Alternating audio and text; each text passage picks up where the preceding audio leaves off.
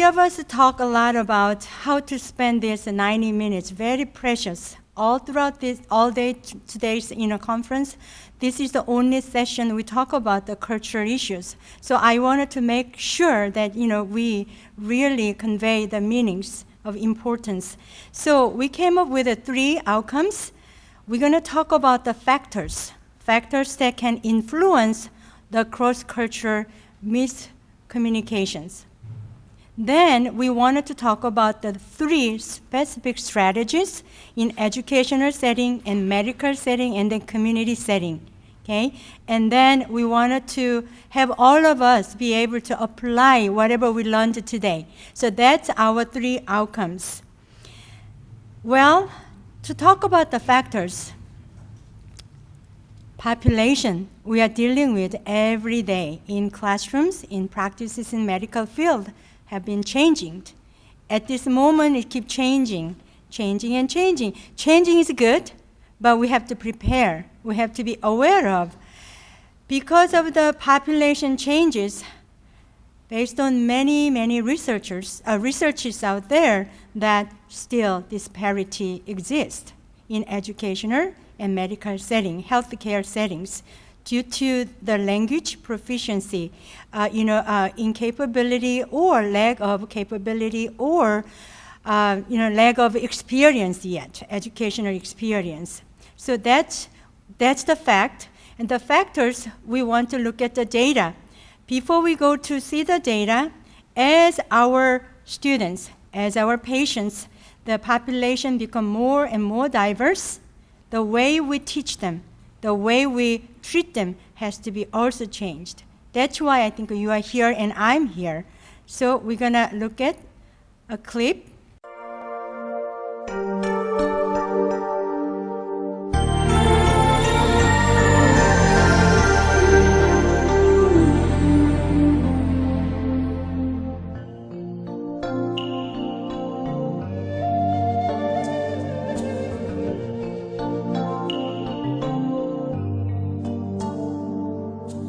Think you own whatever land you land on. The earth is just a dead thing you can claim. But I know every rock and tree and creature has a life, has a spirit, has a name. Think the only people who are people are the people who look and think like you. But if you walk the footsteps of a stranger, you learn things you never knew, Have you ever heard the wolf cry to the blue corn moon, or ask the grinning bobcat why he grinned? Can you sing with all the voices of the mountain? Can you paint with all the colors of the wind? Can you paint with all the colors of the wind? Come run the hidden pine trails of the forest. Come taste the sun-sweet berries of the earth. Come roll in all the riches all around you, and for once never wonder what they're worth. The rainstorm and the river are my brothers. Heron and the otter are my friends. Fact, we're talking about the fact. These are the facts. And think about 1 child in 5 is an immigrant themselves or the immigrant child. I'm the immigrant adult. I immigrated into this country as an adult. My 2 children and 4 children, in fact, they are immigrants' child. So they are one of these. So which means when we talk about the 50 states currently, 18% of the population over the age of 4 speak a language other than English at home. We just did a child find research 2008 data, almost 42 in California. We're going to talk about California later, but California, less than 3 to 5 public school education. So which means that those children, youngsters between 3 and 4 and 5 years old, they speak English as their second language, over 40% in California. So those are the population we are going to see. Okay, and which means that school age, because that's what I'm interested in, school age children are ethnic minorities. They are the 1/4 of school age population. So when you look at this data each year, and that we can assume that before 2050, whites will constitute less than half of this U.S. population. We are assuming, okay, predicting, while Latinos will comprise nearly 1/4 of all U.S. residents. So when we just look at the students by Sonia Nieto, the recent publication, she said that 60% of students are white in school setting, 18% are Hispanic, and 16% are Afro-American, and 4% are Asians and other races, based on U.S. Census Bureau, 2009. So these are the population. Let's come back to California. California itself, I just chose 6, prominent languages using in California. Of course, Spanish, almost 85% amongst the EL population, followed by Vietnamese, Filipino, and Cantonese, and Hmong and Korean. So those are the highest population probably in your school district as well, generally, overall in California. So based on where you are from, maybe you see different, languages as well, but these are the highest numbers. So that's the fact. These children will get sick, and they will be growing up. So they are going to go to knock on the doctor's office. So they become a patient, right? So those are the patients, those are the students we will dealing with every day. So let me focus on understanding the communication strategies so that we all can appropriately use culturally, linguistically responsive styles and also strategies in our classroom setting.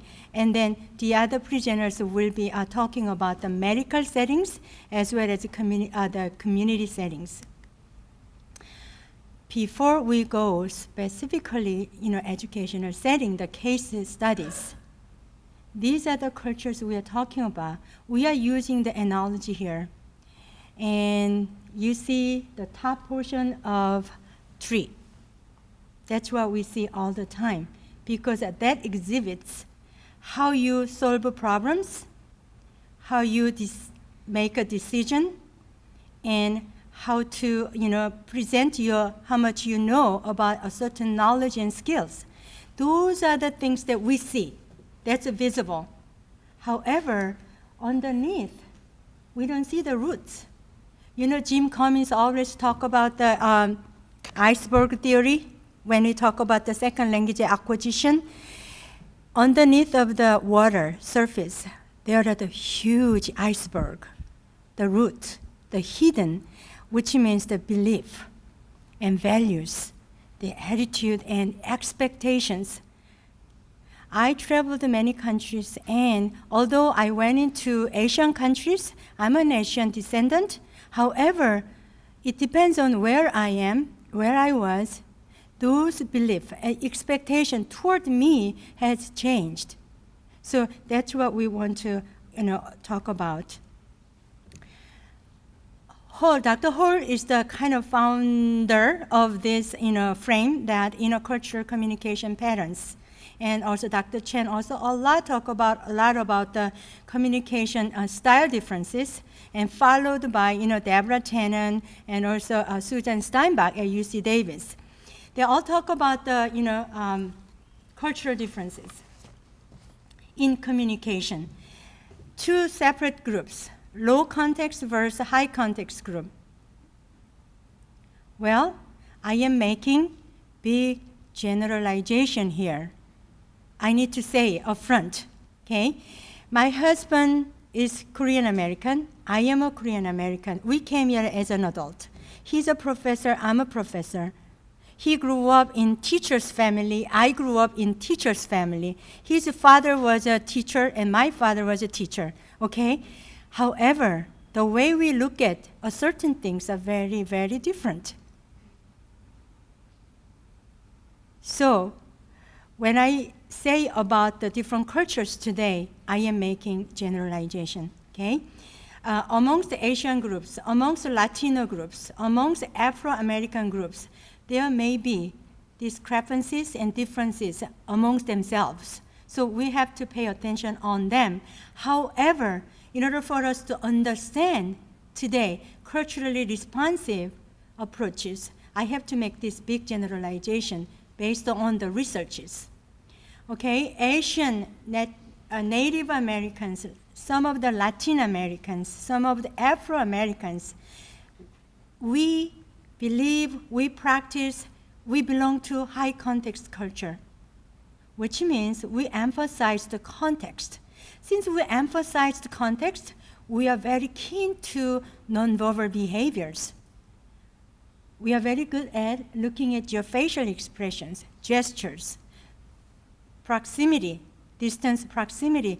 Those are all language to us. So we value silence. I used to grow up in Korea. Silence is golden. So silence commonly practiced. But here, that doesn't work. No, especially IEP meetings, you shouldn't be silent, right? And here we practice what? Do you know opposite old saying, very popular in this country, in our country here? Squeaky wheel gets what? Oil, right. So you have to make a noise to get what you want for your children, right? So since the context is more important, we use a lot of times indirect method of communication. Time is circular. Writing is circular. Reading is circular. Conversation is circular, which means that, well, if I don't do it today, tomorrow comes. Here, if I practice that way, in this professional world, I won't be able to publish anything. Time is money, right? So keep thinking about your parents, your teachers, professionals every day you deal with. The time issues is very important. Because of this, hierarchy is important. So in this culture, it's okay to use how old you are so that I can set up who talks first. Older people get to talk first, then the younger people. If you have a higher status, higher than I am, then you talk first, then I am. So we have to check it at the meeting in front of, amongst us so that we set the hierarchy. For example, even language. In Korean, one word, we say 당신, 그대, 선생님, which means altogether I'm referring somebody, you in this culture. You, I can say Dr. Su, you, right? And if you are younger, you are my students, I can still say you. You are my president, but I can call you still you. In Korea, I have to use different yous based on the structure, based on the age, based on the social relationship. Even rice. Rice is different. Whom I talk with, whom I serving with, and two. I have to use a different word for the cooked rice. That's how much hierarchy is important. So most Anglo-European Americans, professionals, parents, Here, we use more verbal interactions. Silence is very uncomfortable. Personal stories. I joined Sac State as a faculty 10 years ago. And for 2 years, I was observing because I don't know how to communicate with other colleagues because I was here as a student for 6 years, long time ago, 20-some years ago. And then I got credential master's from here. And then I came back later on. My teachers still teach here. So they are my teachers. And then they now claim that, oh, you can call me, first name based because I'm your colleague. For me, you are my teacher. In Korean culture, teacher means teacher. So if you are younger than I am, you are still my teacher. I have so much respect, so I can call your first name. You are Dr. So-and so-on. So it was very difficult the first year that, at the meeting, I wanted to say something against what somebody had said, but she and he was my teacher, so I cannot say it. But pretty soon, I heard the gossip around the back of my, that around me that maybe Dr. Joe wasn't interested in or didn't know much about the topic, or uncomfortable or incompetent. So I have to learn pretty quickly to survive in this high professional world that I have to speak up. So, which means I practice basketball. Susan Steinbeck at UC Davis, she made a beautiful video clip about this in analogy by using the sports. She says that most high context people, especially Asian group, we are bowlers. How many people roll the ball in one alley? How many? Show me your finger. Just one person, right? The rest, we are watching. I'm talking about the one line, not the others, the whole section, one line. So which means as a group, we go to roll the ball. However, bowling game, we have to wait until the person is rolled the ball and finished it. And then she or he comes back and sit or stand with me, then another person goes to roll the ball. We take our turn. Conversation, we take our turn based on the hierarchy. However, in our mainstream culture, we play basketball. Just think about basketball. How do you play basketball? Do you take a turn?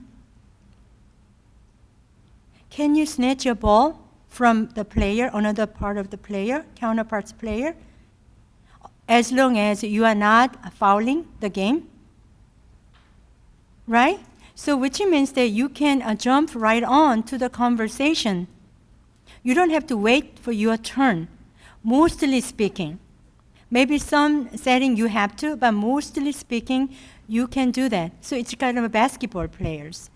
And some of the African American professionals or parents, they might play the rugby. Since I teach here English learners with special needs method class, I got to watch this video clip more than 10 times, and then I edited this video clip as well. So I watched a rugby game more than 10 times. Very physical, enhanced play and games. They touch each other while they are talking. And then because of my work, I observed those groups. And not only touching each other's jewelry and stuff, at the same time, simultaneously, amongst a small group of the people, at least 2 or 3 topics are going on simultaneously. But it's okay. They are all content and they keep talking. So it's amazing for me. From those bowling land to go to rugby land, cultural shock. Yes, but I have to teach this, so I have to practice. Stories get lost in translation. I'm an advocate. I have a 3 parents support group in California because myself, I raised a child. he's grown up with disabilities, so I get to involved parent support group in this country very quickly. So I've been working with the parents for last 20 years. So whenever I go out as a parent's advocate, sometimes since I teach, I supervise my special education teachers, so I go out to observe their IEP meetings, okay? So I observed, and then they bring the interpreters. Many times, I need to say, most of the times, I have to just write down, bite my tongue, and just writing down that how the interpreter misinterpret the content. They sometimes do not understand the jargon we are using in special education, so they skip. If they don't understand, they skip. They don't even translate. Or they don't know something about, then they will, I don't know many other languages. So I know some Chinese and Korean. So whenever I go out, I carefully just write down how they interpret. And then after the meeting, I just give my observation. If you could interpret this way, it could have been better to the interpreter. And then usually they appreciate my comments and written comments.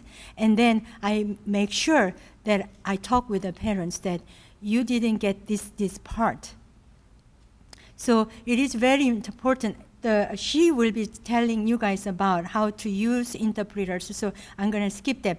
However, through my intensive 3 years of longitudinal studies with the Korean-speaking parents whose children have learning disabilities, it was a participatory research I did, and I got to meet with Mrs. O. She is MD with a PhD, so I don't need to explain how much education she got, right?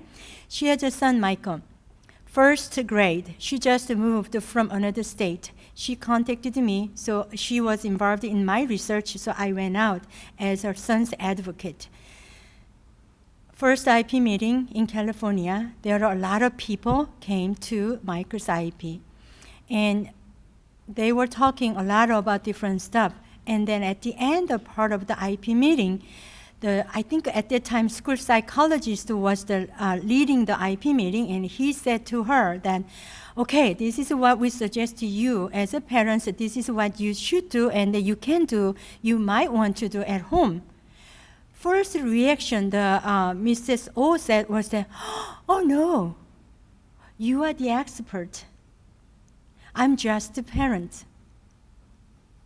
And then I said, oh, stop, Mrs. Joe. I just, gave her the facial expression, stop it. But she went on and went on. She wanted to show her respect to the expert, she thought. Okay, let me show this one first, okay? These are the research by Dr. Chen and Lee. Parents of Asian cultures tend to endorse a clear separation of parents and teacher responsibilities to recognize the teachers and educational authority figures. That doesn't mean that Mrs. O didn't mean to say to the professionals that, yes, I am the parents, but I don't want to work with my son at home. I'm not going to do that. That doesn't mean that. She meant just showing the gratitude, appreciation, and respect. But with her education, she's going to help tutor the son after school. So that was sure. But later on, what I heard from the mumblings, and then she has an education. She doesn't want her son saying what she's expecting from us. There was a negative feedback I got from the school psychologist at the time. So I have to say something at the right meeting that this isn't what she meant. And then another one, I just called a pastor who ministered in one of the Korean American congregation in Chicago right now. And I talked last night with him that about this court case, but he said that do not share in detail. So I'm going to respect that. I'm going to just tell the story. What happened is that the couple, about later 50s, They came here for the education of their daughter and son. The daughter was attending to local community college, and son, 16 years old, and he was attending to local high school. And he has learning disabilities and ADHD. He got involved with drugs and alcohol, and soon enough in gang problems. Parents worked during the nighttime. They worked the U.S. Postal Services during the nighttime. So they were suspecting something is not going well for the sons, but they assumed that because he has a lot of, problems, cognitive problems, so they thought that he will get better because he's in America right now and getting all the good special education, the best educational services in this country, in Chicago. So they let the parents, the experts, heal or cure the son's learning disabilities and ADHD. However, they try to do their best to educate the children. One night, they are working, midnight, they got a call from the daughter, panic. Mom, X is dying. So they ran home. In 1 hour, the son passed away. When he came home about 10:30 and 11, he already almost dead because he got stabbed all over his body. He got involved with the gang, fighting that night. So he passed away. And the police came, the ambulance came, and then interpreter came. When the interpreter was interpreting with the police, the investigator asked the father, the Mr. Kim, what happened? First thing the Mr. Kim says, with despair and sorrowness, he said he was pounding on his chest, it was me. It was me. I killed my son. It was me. What he meant was that indirectly, I'm the father of my son. Son and father's relationship in Asian culture is very profound. So I'm the father. I'm supposed to educate him better than this, so that he could not get involved in the gang activities. I'm the father, but I wasn't there when he got stabbed by the other gang members. So it was me. I killed him. The young interpreter interpreted and translated on the court, written document. Mr. Kim said, confessed that he killed his own son. He's been in jail 1.5 years. It's still going on. So I got involved, and so, but he said, just sharing up to this much. Okay, so it's in Chicago. He's still in jail. That's the stories. A lot of stories get lost in translation. So let's keep thinking. Okay, so some of the parents do not, strongly involved in your educational, practices, whatever you ask him to do. You need to find a way to have them. Like at the end of the IP meeting, you want them to paraphrase what you said so that you check their understanding. You can probably provide some of the activities the children are doing in classroom or medical field that they can take home to do that. They will do that. They will follow. Assign the task that parents can do. They're not going to volunteer the way the mainstream American parents volunteer because some of us did not grow up that way. For me, my grandfather was an educator, and both my parents are educators. I grew up in my family with the teachers, I told you earlier. We have 3 different tables, dinner time. Grandparents' table, uncle's table, and then our table, children's table. We don't talk with adults. That's how I grew up. I'm not telling you that, currently in Korean society we practice that. No, it's very changed right now. They are very talkative. Young children are very talkative. However, because my grandparents taught me not to talk in front of adults unless you be taught. you ask the question and then you answer, but you do not raise questions because you're defiant. You are talking back an authority of the adult. And so dinner time is very quiet. Chop, chop, chop, chop, chop, just eating sound. If I try to ask some question and my mom said, no, don't talk, grandfather is eating. So I didn't grow up talk with adults. So just to imagine that how hard it became to me when I came here as an adult to try to talk more, talk clearly with the professionals, the other professionals. So I try to raise my children to talk back at me every day. That's what I really working hard so that they can talk. Just, the parents have a job to brag about their children, right? That's our, that's parents' authority, I think, privilege to talk, brag about their own children. Because I ask them to talk and talk and talk, they talk really well. They can keep talking. And not only one language, 3 languages. Spanish and Korean, they are fluent. So they talk a lot. Okay. Application piece in education. As an educator, you came into a certain situation, then when you have just the impulse to react, just stop. Just stop, do not act, which means that just touch your ears. How many ears? Just touch it right now. How many do you have? 1? 2. How many eyes? How many? You have 2, but how many mouths you have? Only 1. I'm so glad that God gave us only 1 mouth. Just think about that. So look at the situation deeper level twice. Listen to the environment. Check the environment. Analyze the situation. Because you wanted to mentally, before you act, mentally, you wanted to describe, picture what's going on. What does behavior tell me about? What's really, really happening here? So that I can identify cultural assumptions and values underlying the behavior. What really does it mean? So that when you consult your patient, your parents, your other professionals, you wanted to make sure that you think.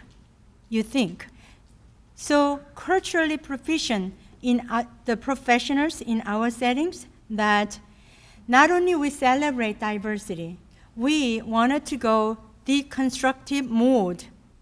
I don't like the diversity. I don't like the disability. I don't like the differences. That's the deconstruction. I want you to flip over, continuum. I want you to go over the bridge. To be here, safe land, that I want to be culturally proficient land so that I can observe carefully and analyze so that I can celebrate. Difference is okay. Diversity, it's fine. It's an attitude. It's a contribution. It's a contribution to my life so that we can develop a learning community, which means I learn from you, you learn from me, so that we just open-minded toward each other, so that we recognize when conflict, the conflict inevitable in our daily lives. Conflict happens all the time and in every places. So try to think about the cultural assumptions so that conflict is normal, culturally, responsive way of dealing with those conflicts is safer. And also, you and I need to positively manage the cross-cultural conflicts so that we can influence policies and policies.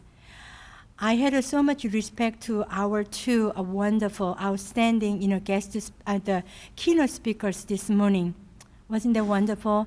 And he, as an MD, I thought that he was, from the CDD, but he was MD. He's a medical doctor, but he influenced all many, policies working with the legislatures at the CDE level. So we all can do that so that we can influence the practices and policies. Communication, I see, is the foundation of good clinical work. So if you look at communication, you can't really have a therapeutic relationship without communication. You ever try to work with a client for whom you've never spoken to or ever seen? It's kind of not possible.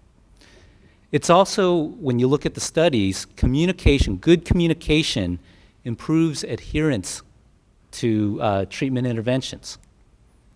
And then it leads to better outcomes.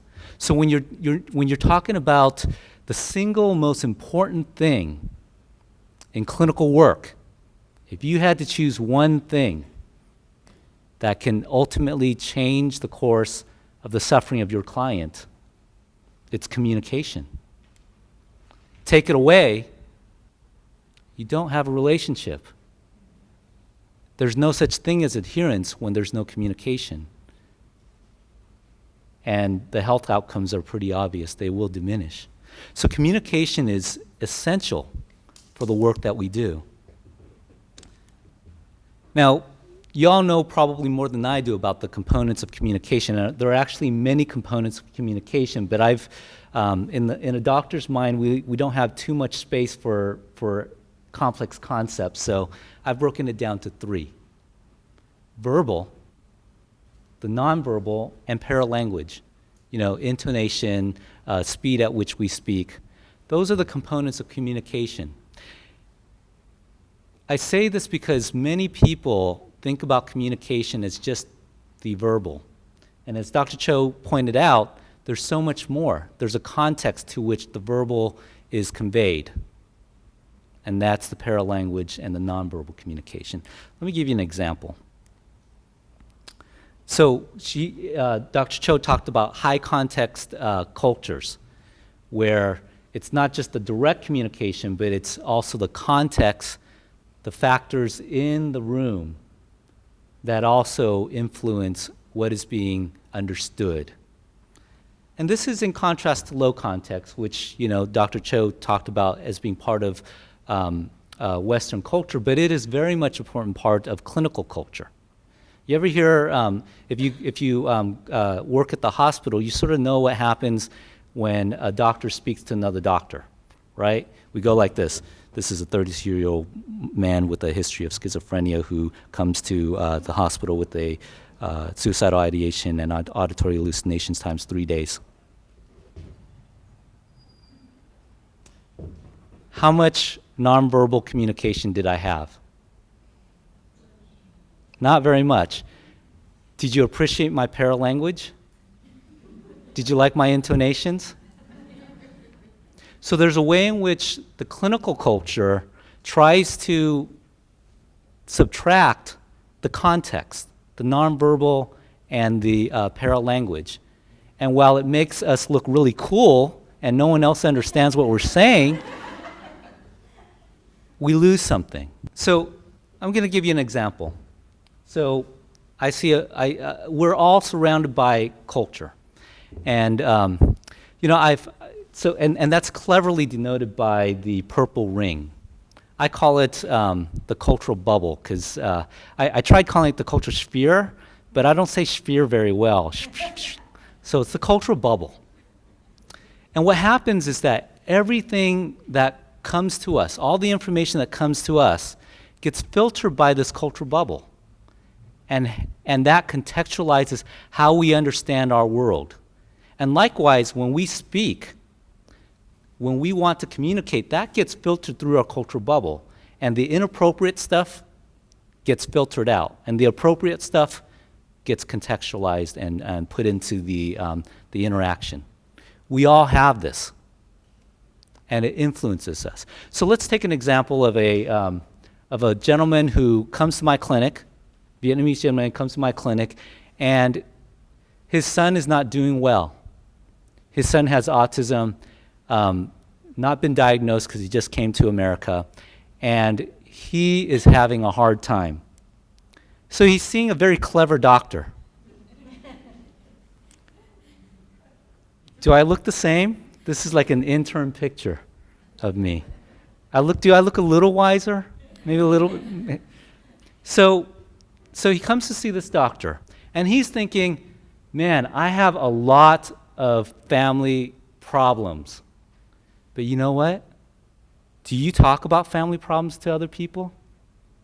In a high context situation where there's shame, if there's problems that get out of the family network, you might not. So he might say, Dr. Tan, I have a headache. I can't sleep at night. I can't concentrate. I have the worst headache ever. Cleverly denoted by a green arrow. The blue arrow denoting family conflict being transformed by the cultural bubble into, I have a headache, I cannot sleep. Of course, there's the verbal and the nonverbal language of that. And this gets through my cultural bubble. So I'm a doctor, I'm a psychiatrist, but my wife is a family doctor, and she says I'm not a real psychiatrist, I'm not a real doctor. But I beg to differ. And so I keep up on my medical knowledge, and so I might say, oh, you have the worst headache of your life? And that gets filtered through my cultural bubble. And it is black. Dr. Chu, what do you think about when someone says, this is the worst headache of my life? They're stroking. Stroking, a subarachnoid hemorrhage. Every doctor who's worth their salt, when we hear the worst headache of your life, we worry about someone stroking out. So here I am, a well-intentioned doctor who is understanding, and I'm thinking, this person is having a stroke. Oh my God. Then I calm myself down because I'm a good doctor, right? I calm myself down and I say, well, sir, I think you might be stroking out. Another word for that is subarachnoid hemorrhage. And you need to go to the emergency room ASAP, as soon as possible. Connoted by another green arrow. So my well-intentions gets filtered through my cultural bubble of expediency and efficiency of language. And what happens? The client then says, oh my God, I'm dying? But he's a smarter gentleman than me, so he might say, oh my God, this young doctor, maybe I'll go to another doctor. But he probably won't say that to me because of respect. And so he may say, yes, Dr. Tan, I will go to the emergency room, and you're right. I am concerned about having a stroke. And that's how good intentions, if you just base your practice on good intentions, that's how things can go wrong. Now imagine then I don't even look at the patient. Because that's what happens a lot when you use an interpreter, right? Or you see the doctors or the clinicians who type their notes, efficiency, expediency. We lose that whole dimension of the nonverbal communication. There was a seminal study in the 1970s that talked about how 80% of communication is nonverbal. Have people heard of that? How many of you buy into that?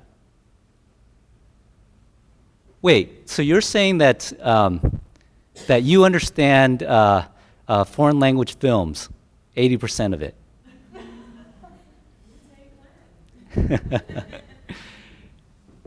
If you look at the study, actually, what the researchers actually meant was that 80% of certain types of communication gets transmitted via nonverbal communication, and that is attitude, not facts.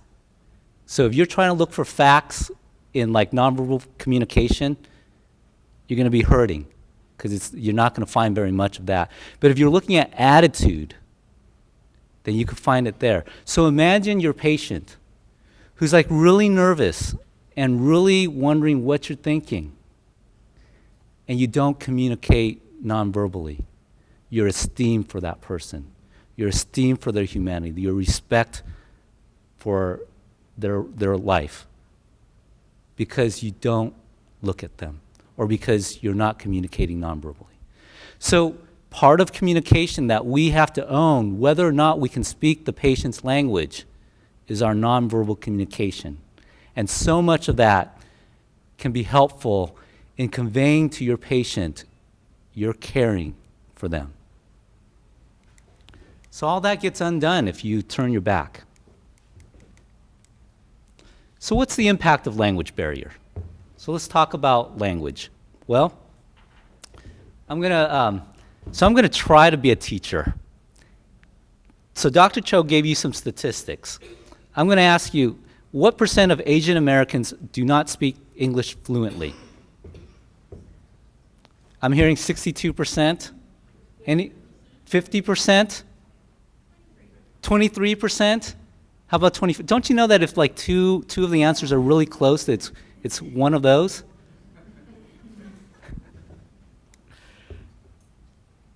You're all right. But the idea is that language proficiency, limited English proficiency, is something that is a reality in America. It is a reality.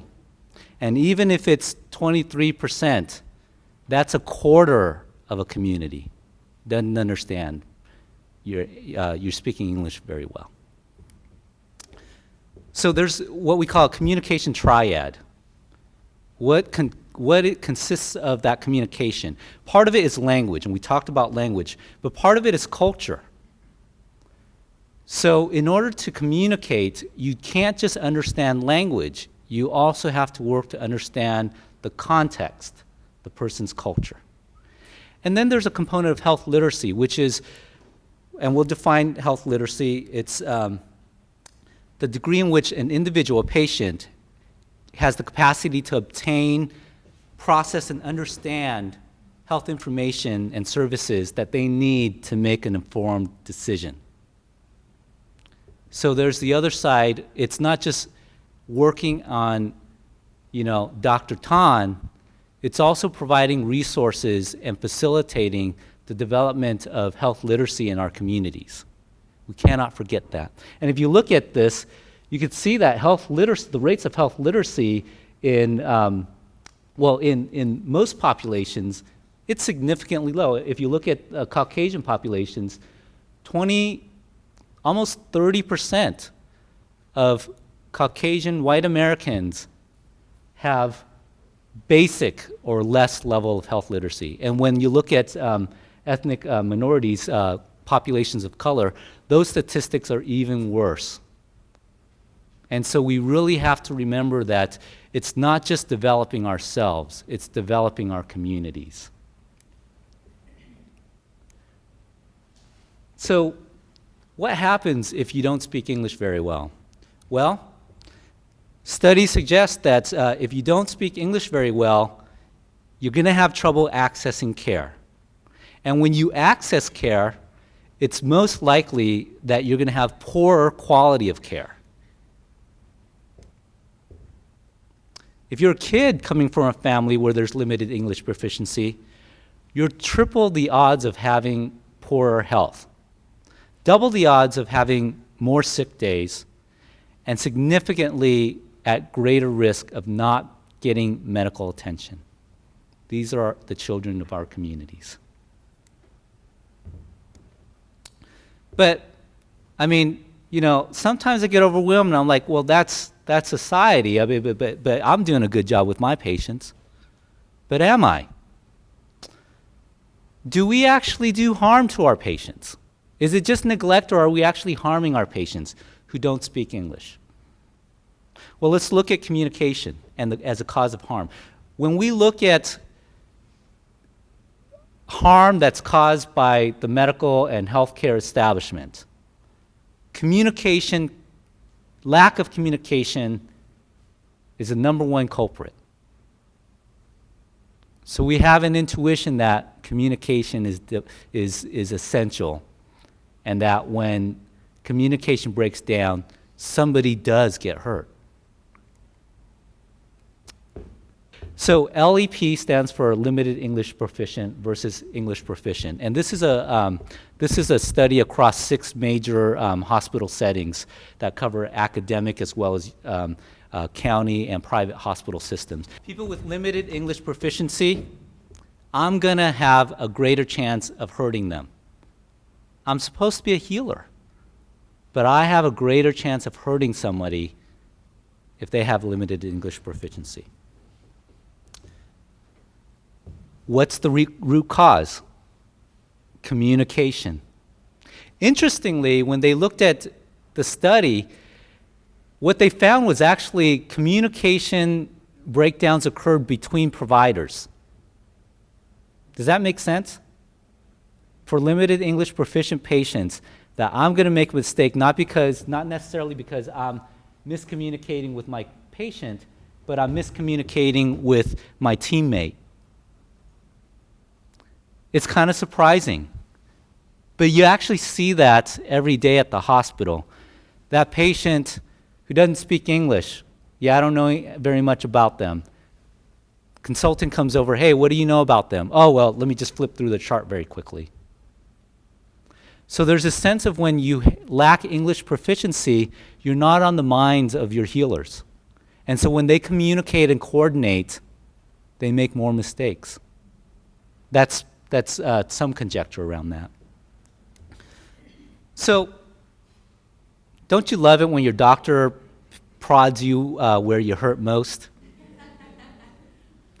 But we're faced with a similar problem. We know that somebody's hurting. Why do we want to exacerbate that? Do we want to make that worse? Of course not. We're all healers here. So, and we have some help. Rules and standards. So the Joint Commission has standards, and the Joint Commission basically gives the A-OK to hospitals to operate. And if you're not in compliance with the Joint Commission, your hospital runs the risk of being closed down or being cited. So the Joint Commission says people have a right to have their preferences, beliefs, cultural values respected. They have a right to effective communication. It's not they should if we have it available. They have a right. They have a right to having informed consent. And so that communication about the procedures, the interventions, very important. And patient education needs to be tailored to the literacy level, the health literacy level of the patient. I'm not going to go into too much detail about this, just to say that since the JCHO came out, they've been refining the standards to make it broader and also to collect health and race information to sort of get a sense of where hospitals are at in serving their diverse communities.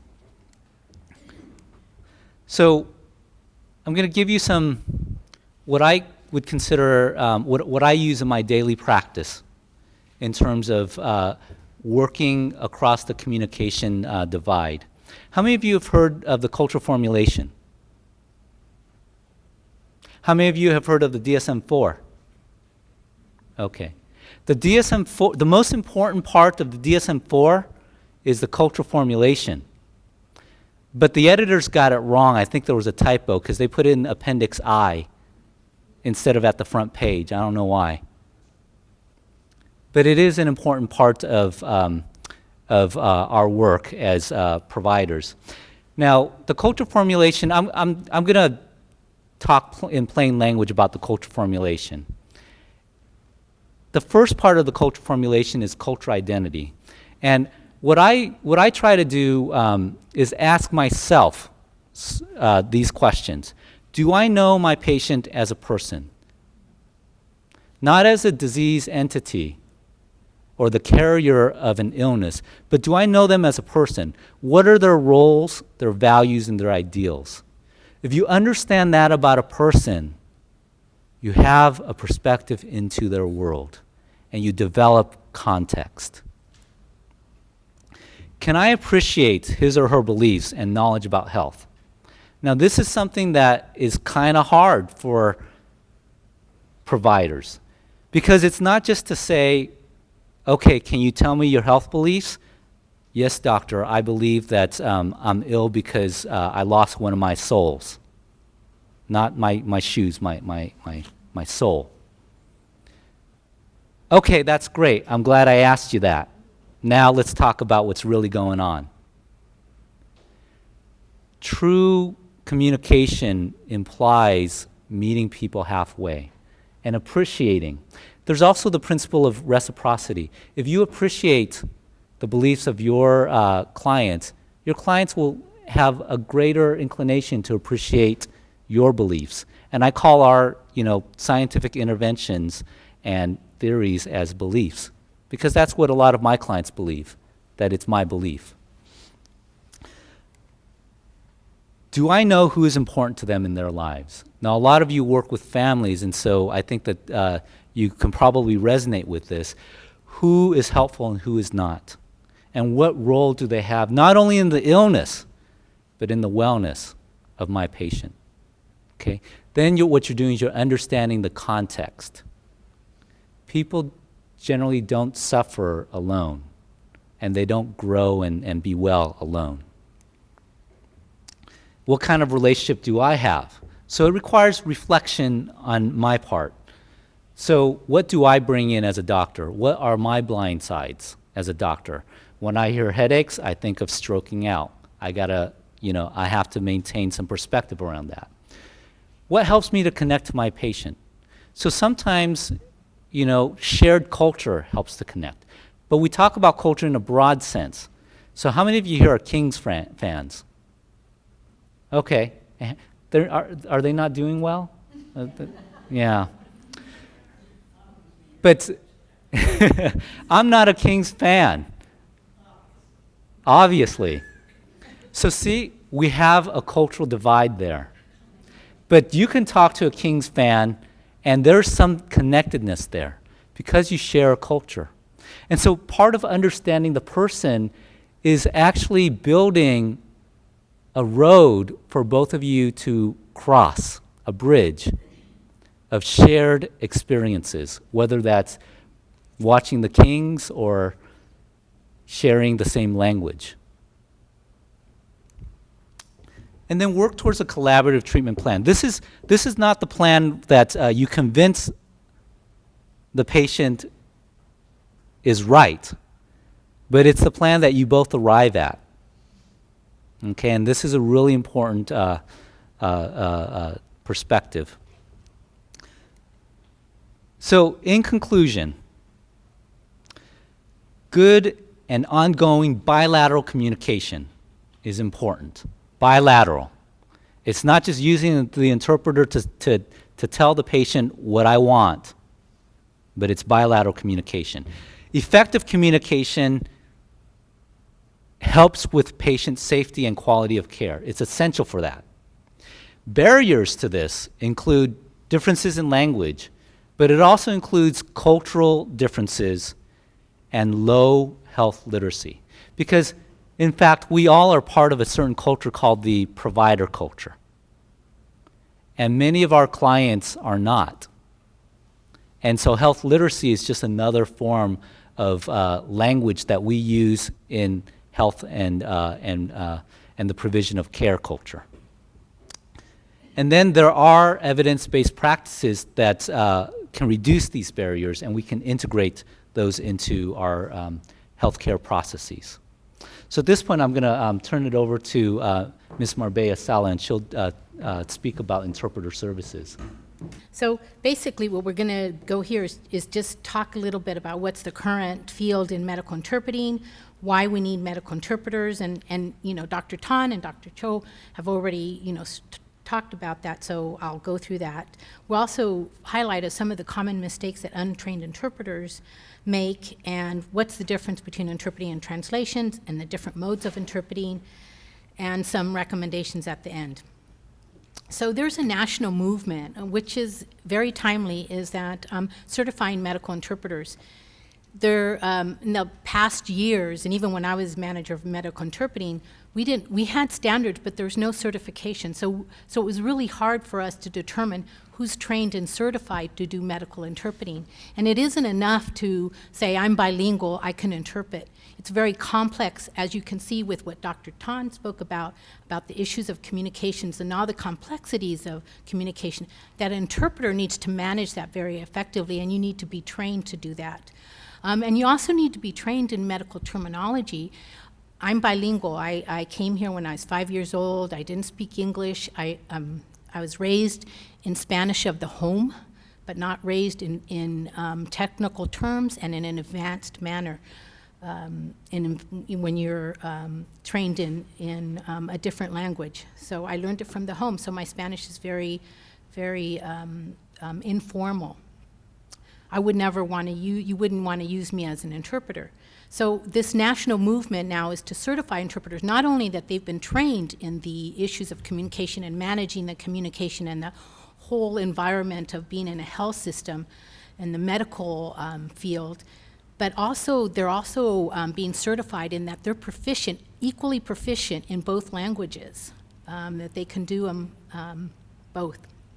And they've started these pilot exams. The first one's been Spanish, and they have 150 who have already gone through the oral and written tests and so on. And they're gonna, by the end of 2012, we're hoping that they're gonna have this national certification program that all interpreters, if you're gonna hire them, will have to be certified. And I think that's gonna add to the validity of this profession and also the consistency and quality of interpreters. So obviously, as what's already been described, why we need them in the health system because of the demographics, the high level of limited English proficient patients. It's tied to quality of care and safety. It's cost effective, and also there are multiple laws. Here in Sacramento in 1990, the percent of Spanish speakers in Sacramento was 6.12, and then you could see that in 2000, where you've decreased the English speakers, only Spanish has increased, and as well as other Asian language. And what we found in Sacramento County, the two high Asian, Southeast Asian languages are Vietnamese and Hmong, and for the Indo-European, that's the Ukrainian and Russian. And we have found that true in the health system, that the highest language we have is Spanish for interpreters, Russian, Ukrainian, and Hmong. So with the federal laws and state laws that we have surrounding that really require and mandate that you provide interpreting services. The first one was Title VI of the Civil Rights Act in 1964, when they said you can discriminate against someone with national origin if you don't provide them effective manners of communications. And then Medi-Cal and Medicaid included language that said you need to provide effective communications and you need to provide interpreters. And then President Clinton, he signed Executive Order 13166, where the first time they talked about providing trained medical interpreters, and that was the first time when they really spoke about trained medical interpreters. The class standards, while there's not a law, they have 14 standards. 4 of the 14 standards are law, and that talks about the need for providing interpreting services, but they're mandates, and it guides hospitals. And as Dr. Tan mentioned, it's also joint commission requirement. We also have state laws, and the most recent one, SB 853, was a law that was signed from all managed health plans have to provide translation and interpreting services. All these laws, they've been in place, as you can see, in 1964, yet we still have hospitals, not UC Davis Health System, but we have hospitals and clinics that are not providing interpreter services. And the main reason for that is there's no enforcement, and also it's unfunded mandate. Interpreter services for small clinics and safety net hospitals, it's a challenge to be able to pay for those services. However, I think with the ACA and the language they've included, the Affordable Care Act, and the language that's embedded in there, requiring now that you must reduce disparities and have trained medical interpreters providing services is going to change, and hopefully there's going to be funding behind that. So, this is obvious, and especially after we've heard from Dr. Tan and Dr. Cho about the importance of communication, how difficult it is. There are still many practices, and there's been research to show that, and in many hospitals where they're using untrained medical interpreters, and they're using healthcare providers who are bilingual. That's a very common one. You'll have a nurse who speaks Tagalog, and you need an interpreter, and you're going to call them in. Well, they're a nurse, but they haven't been trained as a medical interpreter, and the roles can get confused, and they're also not going to manage those subtleties and the delicacies of communication. Children, family members, and friends never should use them, although they are utilized because it's easy. Especially patient will come to your clinic and they'll have someone with you. They could have a family member, their child, then doctor, for expediency, they don't want to wait for the interpreter, would utilize those individuals. And one, it's a confidential issue, a confidentiality for the patient to be able to be using a family member or a child. It's also a sense of embarrassment. They lose if you use a child. There's the power imbalance. The mother or the father has to rely on that child, and you're destroying that the balance that exists in the family by putting the child in that situation. The child, I came to this country, my mother didn't speak English for a very long time, and I remember her bringing me to her doctor's appointments. It was the most awful experience. I hated it. She didn't like it, but we had no choice because at that time there was no other way that she could communicate. And when I started working in interpreting services at the health system, they used to call overhead and say, is there anybody speak Spanish on the overhead system, looking for anyone in the hospital, and they would pull individuals to interpret. I stopped that, and we no longer do that, and of course we've trained our health system providers not to utilize untrained interpreters. The consequences, we've already gone over it, and I think we touched on those, and I'm not going to do that again. So these are common linguistic errors when you use untrained interpreters. They don't understand the patient or the provider words, and again, it's because they are bilingual, but they don't understand. They may not understand the medical terminology of the target language. They're going to misinterpret, again, because of that not lack of understanding. And this is the most common one, is they omit and add and change meaning. Sometimes it's really important that they understand the meaning of what's being said, and if they're not trained, they're going to change that. So in Massachusetts, they did a survey, and just to highlight, so seizures, how one word seizure was interpreted. Kidnapping, lose consciousness, cramps, stitches, and omitted. Now you can imagine if you're a physician and you're trying to make a determination of what's going on, and you get that they're saying, it's kidnapping or that someone lost consciousness, when that's not the case. And it's because they didn't understand how to translate that, interpret that into that target language. So interpreting versus translation, and this is just really quick. Interpreting is oral and translation is written, and a lot of times people interchange these words, and so I just wanted to clarify that. What's the most important relationship in an encounter? The patient and the provider and the interpreter, and the patient and interpreter. And what we've witnessed a lot, especially when a provider is not trained, is that it usually becomes the provider and the interpreter are interacting, and then the patient and the interpreter are interacting, and it really needs to be the most important relationship is the provider and the patient, and that's what the interpreter, that's the primary role of the interpreter. So modes of interpreting, and I'm not going to go through, simultaneous is the one that you use in conference interpreting, but the consecutive one is the one that is the most effective and efficient one. Not efficient, takes longer, but it's the most effective and reliable one, and that's where one person is speaking, and you stop, and then another person, the interpreter then interprets, and so forth, and so it's a start-stop kind of interpreting, but it's the most effective in healthcare. So again, the main function of the interpreter is to facilitate the communication. And you see that the interpreter's invisible. They need to be invisible because what you want is the provider and the patient to connect. And if the interpreter is seen as part of that and not in the background and invisible, then it makes that relationship so much more difficult. So barriers of communication, we already touched on that, but it's language, register, culture, and systemic. And what the role of the medical interpreter, and the main role with language, and that's the conduit, the message converter, where they're really just converting what's being said to the target language and back and forth. The register, and the clarifier, the message clarifier. So if something's not understood, and there are languages and concepts that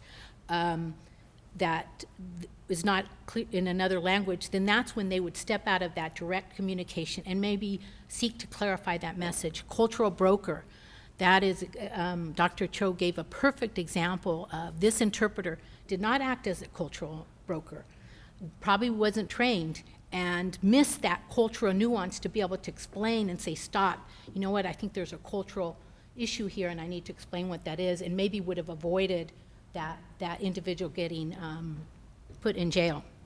And the advocate, the systemic, a lot of immigrants and people coming to this country don't understand what managed care is, don't understand how, referral systems and the billing system. And the interpreter then, while a smaller portion of their role is to be that advocate, to help them understand, to advocate, and also times when the system is designed to maybe not intentionally, but is discriminatory in some way, and they see it, that they can advocate to the system and say, hey, this is going on, this wasn't fair, et cetera. But it's a smaller role. The main role is the conduit, and that's what we're going to talk a little bit about. And it's really, again, just rendering the information as accurate as possible and complete as possible. And not giving, if you ever work with a medical interpreter and they give you their opinion, they're not acting as a message converter. So the motto is interpret everything as said exactly as it said, add nothing, admit nothing, and change nothing. And that also means staying to the tone of the individual. And it's really difficult for interpreters to do that because it seems kind of funny when if they're speaking in an agitated tone and the interpreter speaks in that same tone, it gets confusing for that provider, like, is this really you saying this or is this really a patient? But the interpreters it's important that they stay to the tone because it's the only way that you can understand what's really going on with them. If they're monotone, kind of like with Dr. Tan, and they're just monotone, you're not going to get that same sense as, of what is going on here. So that's also part of the message converter. So omissions and changing meaning.